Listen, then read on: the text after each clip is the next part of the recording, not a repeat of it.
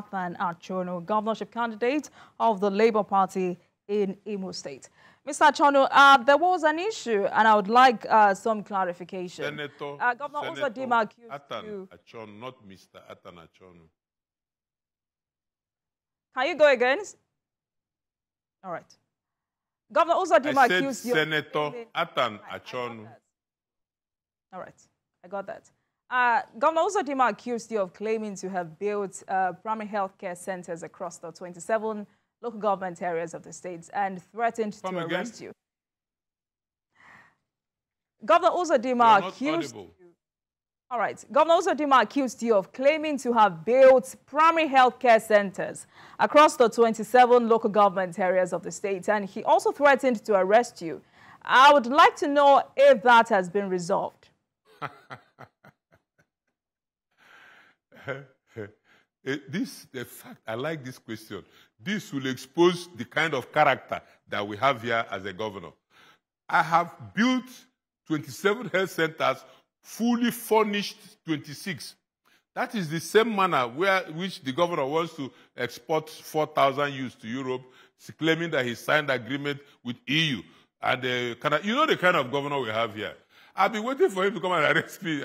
That I have not built any health center. I'll be walking the streets. In fact, I will come down around government. I'll be walking so that they will come and arrest me. Nobody has arrested me. So come and investigate and tell Nigerians the kind of character we have in government house, please. All right. So you represented Imo North Senatorial District in the National Assembly.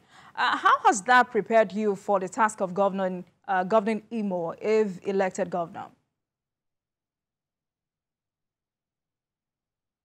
That experience was a piece of cake.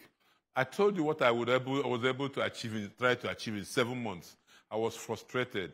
I left. I did a lot. You go to my place, ask my people. I can't talk about my achievements. If my people that would tell you that, make your own inquiries. Investigate about me. Find out about me. What my people think of me. I can boldly say that if I come out in Okigwe zone and say, support this man, he will win the election. It's been happening. I'm not boasting. And I campaigned without giving anybody a dime. I never gave transport money to anybody. It's on record. It's on record that I never bought any votes. I never spent any money campaigning. I only spent money entertaining because I could afford it. That's all I did. You know, if you come to my house, you eat, you drink. Penny for transport, I never gave.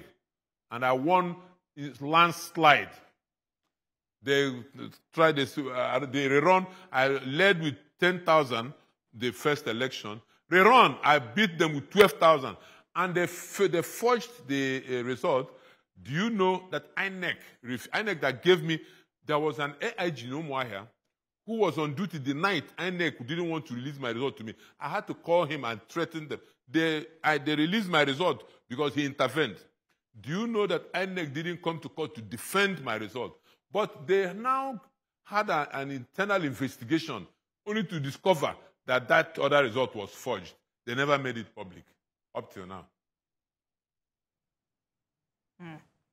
All right. So you've campaigned that your concern is to combat high rates of youth unemployment in Imo State. How do you intend to do this? I've already said that. I told you what I'm going to do. I said I'm going to create industrial parks and bring in investors. I'm going to activate the Imo airport. There's something I have done already in my village. I created an agro park that can employ 2,000 people. We're going to replicate it. I'm going to invest. Investors are waiting. Igbos who believe in me, businessmen, they are waiting for me to create an enabling environment for them to come in. They are the ones who piled pressure on me to run. I didn't want to run. They piled pressure, but I saw reason in what they were saying, their argument, that I'm the only one who can take out the government in place. So, and then create the enabling environment that they need to come in and invest. So you will see, we'll hit the ground running. Right. Even, excuse me, autonomy of local governments alone will create a lot of jobs, you know. So, and then once this place is stabilized, Igbos were businessmen. That's what we are known for. They will run away from here because of the environment has been hostile. Like I tried to build a Radisson Hotel so many years ago. When Rochas, Okorocha, immediately he came into power. I started doing on Hakim. Immediately he came in, he put a stop to it, stop work order. You know? Then I tried to build a mega mall. You know, investments have been bringing. Government has been fighting it. I had a refinery license to build a marginal oil, modular refinery, 20,000 barrel capacity. Government built about 47 hectares because the plan was to buy up to 200 hectares, then build the modular refinery, generate more power than is needed for that refinery from within itself that can power an industrial park so that people can come there and site their factories so that we can have, because of the absence of power that has chased them out of Imo State. Now, I bought 47 hectares. Government came and built a road blocking it. So because they stopped my hotel, they built a road stuck in the middle of Imo Hotel that I bought. I own 60%. They built it. So I gave up. I said, well, let me wait for this government to leave, you know, then before I can now bring back my investment. So I told my partners to, you know, take a break while I just wait this government out. And then this other government, Hope Uzodimma, now came in through a court order. I was hoping that a man, for the life of me, I can't believe it, a man who came in through a court order, the court finally, Federal High Court finally gave judgment in my favor that everything Rochas built on that land is null and void because I'm a majority shareholder, because he can't do anything there without my consent. And that they should come and render account for everything that has, all the income in the last 9 years and give me 60% profit and pay me 100 million in damages. It's over we're going to 3 years now. Hope Uzodimma has not obeyed the court order. Instead, he has gone back to that location, started a new structure. I've gone to court, but because of his political season, so the judge has been out of town and been busy. Because I'm going to stop that rubbish they're doing there. You know, they're disobeying court order, you know, blatantly. It's a shame for a man who is governor based on a court order. It's a shame. That shows you the kind of character he is. I mean, this is a lot of accusation, and I hope the governor comes forward to clarify all these issues. But let's get back to my question. The word has gone. You can call both of us. Call both of us at the same time, so that we can. All right. I'll send you. If you can text me your email address, I'll send you all copies of the whole judgment and everything. Send you pictures of what he's doing there right away, so you can call him for questioning. So let's get back on track. The world has gone digital, and I mean, you would agree that technology has brought so much civilization through the internet. And I'm taking you up on this because we were talking about young people. So how do you intend to harness the potential in that sector to reduce youth unemployment in Imo State? You see, the absence of power has done a lot of damage. I was just talking to an executive director of Sterling Bank. It was yesterday. I think it was just yesterday. We were talking about tech hubs. I've hit the ground running already, talking to so many banks. We are creating tech hubs, you know, so that young people can have jobs. I don't plan to export anybody or go and enslave anybody in Europe or Canada. We are creating the hubs here so that they can now, so outsourcing. You see, that's what generated a lot of wealth for India. So we're going to do the same here. You know, I think I'm going to send you my manifesto so you can see all the beautiful things we intend to do here. Already we have hit the ground running. We are talking to investors, financiers that are waiting for me to just get sworn in. And then you will see what will happen here. Right. So let's talk about insecurity, which is a big challenge in Imo State. According to you, Imo State is the center of insecurity in the entire Southeast. So what will you do differently to address this if elected governor? See, I said it's not rocket science. Once we have elected councillors and chairmen, we'll now send the law to the House of Assembly for vigilantes to be created for every local government, 30-man vigilante. If you have a councillor elected by the people in every ward, there is no way the councillor will not know when a stranger, a criminal, enters into his immediate environment. You see, the problem we have been having is that the citizens don't identify with the government. They are not part of the governance. You understand? So they don't relate with it. So they don't cooperate with it. They don't work with it. They are afraid of it. Especially this particular government right now in power, because of the killings, the arson, everything happening. That is the bombing. This is the first time in my life that I see that an army can bomb its own citizens. It's unbelievable. So that's what I'm going to do. I'm going to now, do that. The vigilante will work in partnership with police, the DSS, and the civil defense. Already, I have spent my personal resources to try to fix police stations. I bought land in the Himembano. I fixed the area command at Oriago. I bought a house first in the Himembano. It's still there, unoccupied.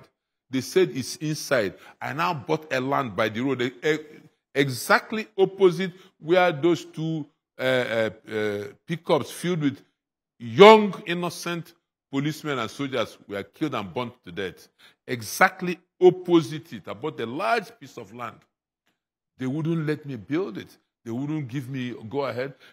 I paid Innocent 100 million of my personal resources to fix, because after I fixed the area command and it was dynamited, so I begged the former IG to please give me men so that they will stay there while my contractor was rebuilding that place.